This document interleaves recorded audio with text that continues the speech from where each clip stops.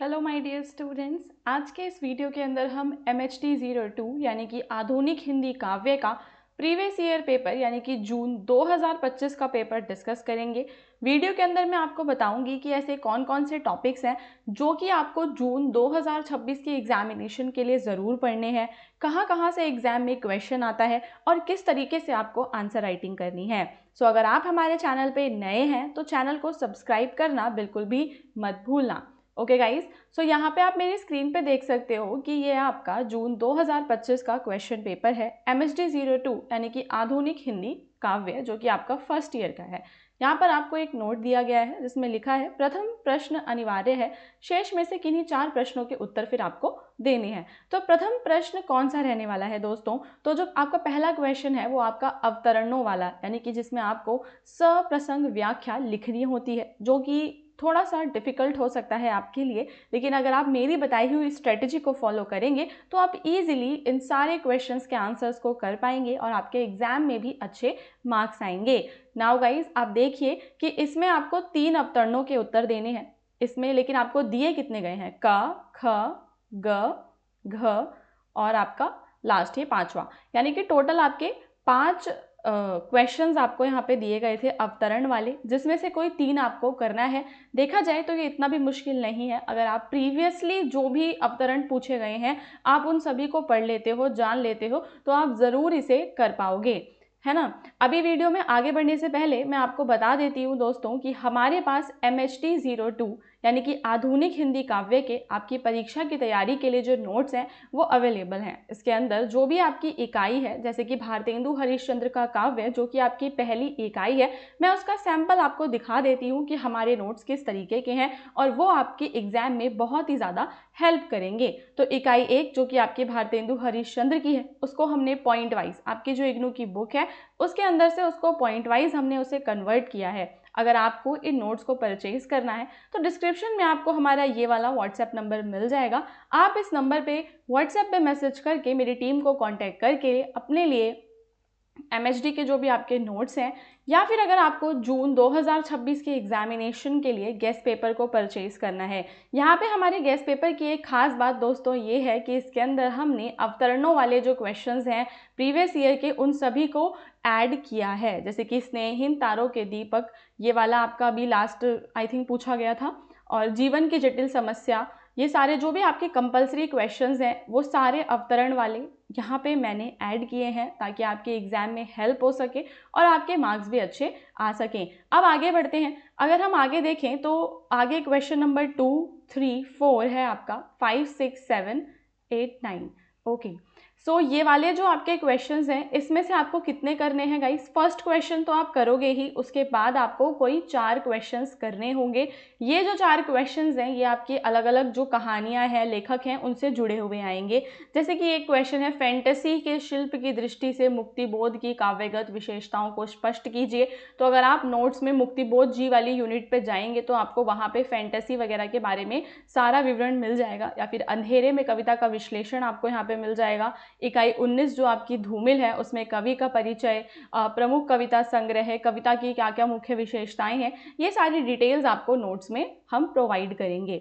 And अगर मैं guest paper में आपको दिखाऊं तो देखो, ये सारे जो आपके क्वेश्चंस हैं मैंने सारे इसमें ऐड किए हुए हैं। अंधेरे में कविता, आपका नागार्जुन की काव्य कला का परिचय, महादेवी वर्मा की कविताओं में अभिव्यक्त वेदना, ये जो क्वेश्चंस आप मेरी स्क्रीन पे देख रहे हो दोस्तों, ये आपके one of the most important questions हैं। अगर आप चाहो तो इन क्वेश्चंस का स्क्रीनशॉट ले सकते हो और आप अपनी प्रिपरेशन खुद से भी कर सकते हो।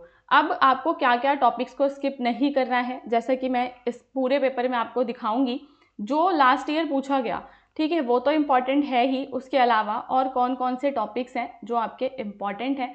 सबसे पहले आपको मैथिली शरण गुप्त वाला टॉपिक ज़रूर पढ़ना है, फिर आपका सूर्यकांत त्रिपाठी निराला, जयशंकर प्रसाद, नागार्जुन, और आपका शमशेर बहादुर सिंह की विशेषताओं का क्वेश्चंस कभी कभी एग्जाम में आता है।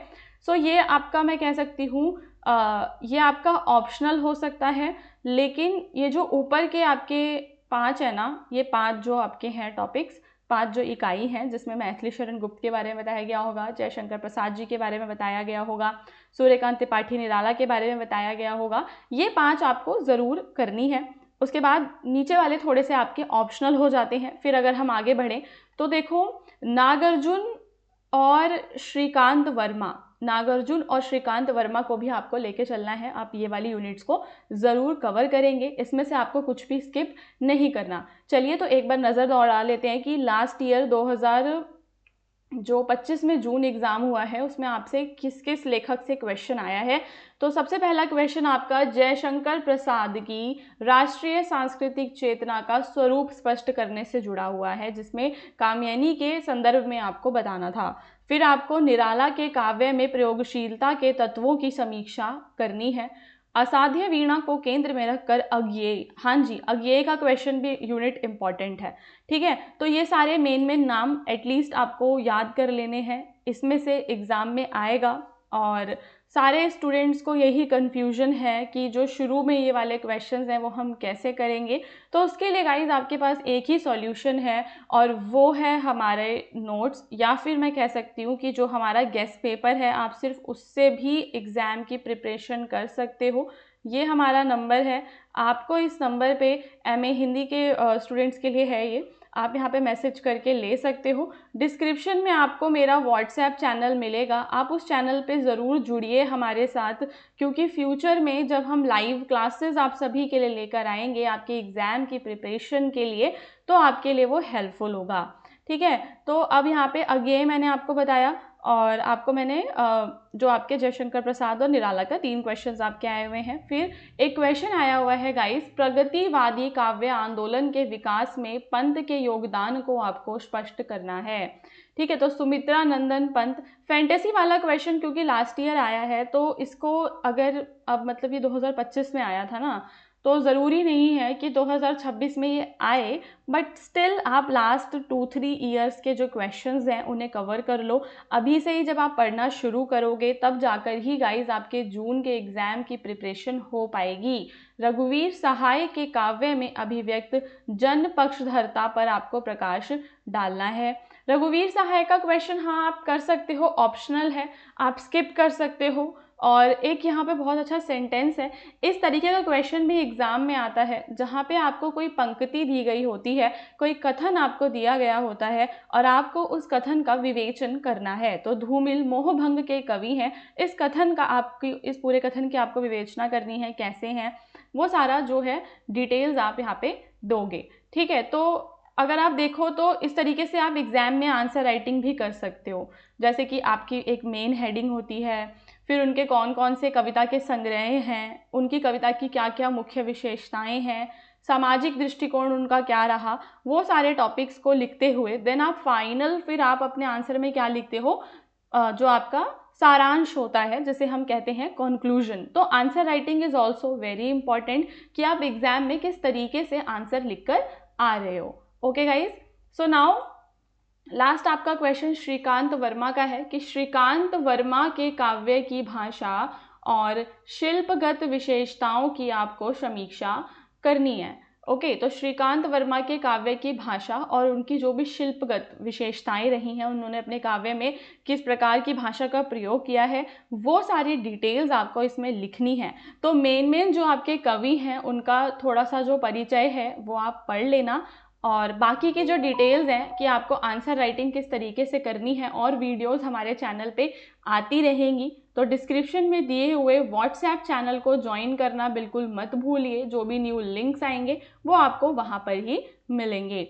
So guys, all the best for your examination. अब हम मिलेंगे आपके MSD 03 के वीडियो में, या फिर जब मैं MSD 02 के न्यू वीडियोज़ लेकर आऊँगी वहाँ पे। जब तक आप जो भी टॉपिक्स मैंने बताए हैं आप उनको प्रिपेयर कर सकते हैं।